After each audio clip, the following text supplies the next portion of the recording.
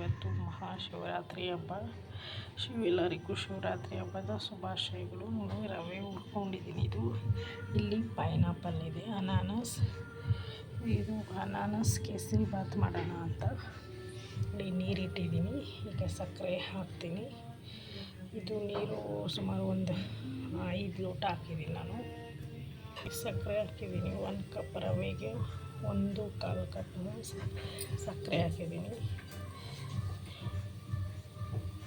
ಇವಾಗ ರವೆ ಸಕ್ಕರೆ ಕರಗುತ್ತೆ ಮತ್ತು ಕುದಿ ಬರಬೇಕು ರವೆ ಹಾಕೋಕ್ಕೆ. ಕೇಸರಿ ಪುಡಿಗೆ ಮಾತ್ರ ಹಾಕಿದ್ದೀನಿ. ಕೇಸರಿ ಸಾಕು. ಕೇಸರಿ ಬಾತ್ಗೆ ಕೇಸರಿ ಕಲರ್ ಹಾಕಿದ್ದೀನಿ. ತಿರುಗಿಸ್ಕೊಟ್ಟಿದ್ದೀನಿ. ಚೆನ್ನಾಗಿ ಕುದಿ ಬರಬೇಕು. ಕುದಿ ಬಂದಮೇಲೆ ರವೆ ಹಾಕೋಣ. ನೀರು ಕುದಿ ಬಂತು. ಇವಾಗ ರವೆ ಹಾಕೋಣ. ಬೇಗ ಒಂದಾದ್ಮೇಲೆ ಆಫ್ ಮಾಡೋದು. ಅದು ಕೊನೆಯಲ್ಲಿ ಹಾಕೋದು.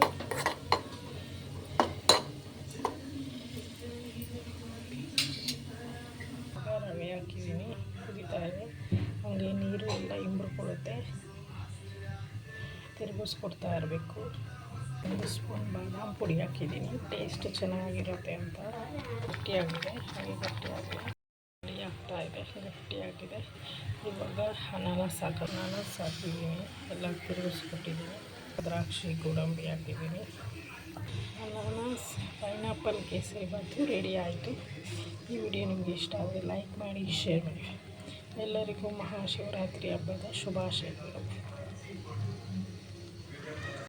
ಶಿವರಾತ್ರಿ ಹಬ್ಬದ ಅಡುಗೆ ಮೊಸರು ಕೇಸರಿ ಬಾತು.